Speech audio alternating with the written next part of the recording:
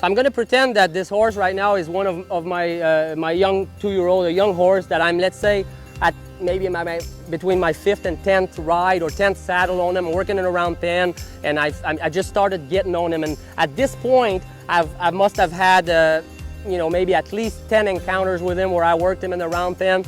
And so one thing that I will have done a lot from the ground is being able to flex his neck and do a flexion, the same as I was doing from on top of him, but do it from the ground, both directions, from the ground, and him being very, very comfortable doing that, and not, you know, not resisting at all, not being heavy on me, and really responding and being very soft both directions. So this is something that very, very important for me to be able to do on my young horses before I ever step on them, okay? Because down the road, this is something, to be able to do a full flexion is gonna eventually develop into a lot higher shoulder control. And the first 3 to 6 months of your training period, no matter what you do, is going to learn to get control of the shoulder and use those shoulders to teach the horse to move and move his body and how to move his body. Then you're going to follow that with hip control and add rib cage work into that. But the first is to control the shoulders, right? So being able to do a flexion both directions, from standing still, walking, and then in any other situation, is going to be a great benefit to your shoulder work and shoulder control. Okay. So the first thing that I would do is that when I get on the young horse is I'm gonna first do my flexion standing still, and when I have the flexions the way that I want them, then I'm gonna ask him to walk and go forward. And in the event that he gets a little bit scared or nervous, you know, I don't want to allow him to buck or anything like that. So if I feel he may take off bucking or wants to buck, then right away, if I feel he's going to do that, and I'm just going to relax my lower body, I'm going to take him here, and I'm just going to hold him there until he comes back to a standstill, comes back to neutral, and just gives me that good flexions, relax. If he's really scared, then I'll probably do flexions left and right until he gets calm again. And then once he gives it to me, then I'll release. Because if he did give it to me, that means he became more quiet and more confident and more relaxed. So I know that I can release. If I release and he gets angsty again, I'll take him again, and I'll repeat that until I feel I can release him, and then he's no longer scared or wanting to or nervous or wanting to buck or something like that. So and then I'll ask him to walk again, and then once you've made it past.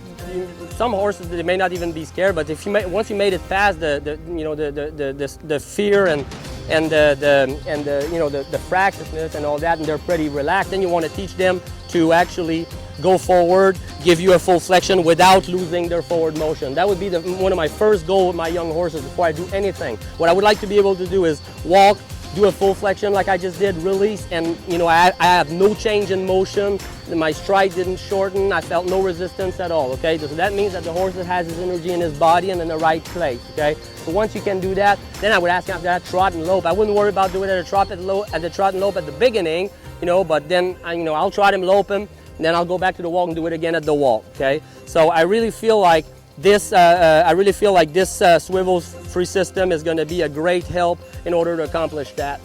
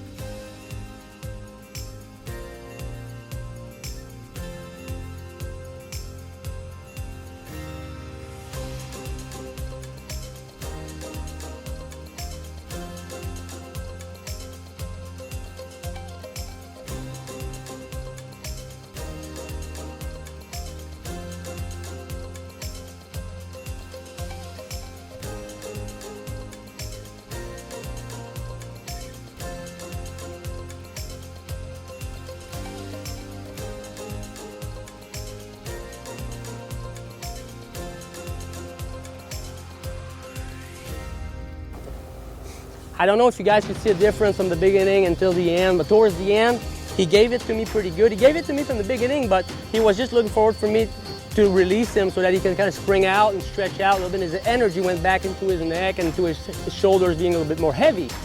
Towards the end, I kept taking him, release, take, release, until when I released, I felt his energy remain in his body. So what I felt is that I had more drive, I had a higher elevated, stride. So that's what I'm talking about by taking the body energy and putting it in the body where it belongs, okay? So his stop was pretty good, okay? So that's first stop I asked him.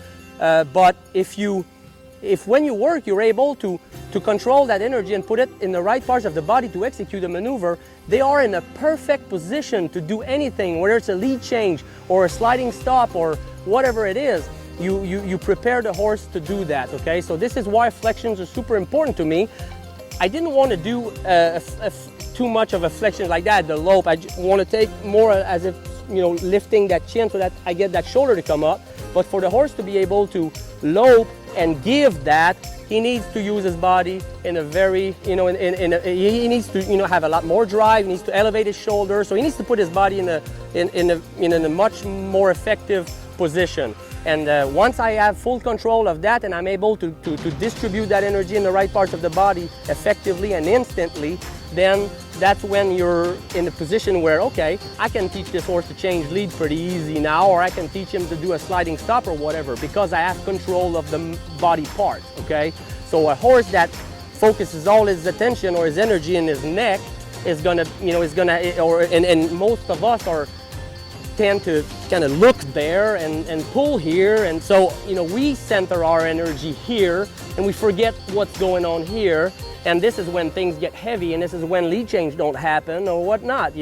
So it's very important when you're riding. That's why we say to sit, look up and sit straight. This is the reason this is effective, is because this allows you to take your focus away from here and bring it back where it belongs, okay? And so that's why it's very important. So when you're riding, you need to always put all your energy and your focus on what the legs, and especially the hind legs, are doing and how they're working, okay? So my goal with this exercise was just to get the energy in the right parts of the body, to get that stride strong and to be able to get him in the perfect position to execute something. And what I have to say is that, again, the swivel-free system on this bit right now felt awesome. I mean, like really awesome. When I had him in that flexion at the lope, I could see that the bit was exactly where it needed to be. There was no pinch in the mouth, no pinch on the cheek, just the shank opened, almost 90 degree, which is pretty much the angle that I'm looking for, and everything else stayed in place. So this system, I think, is going to be a great benefit to my program and to what I expect from my horses when I do these exercises. So I'm very pleased with that.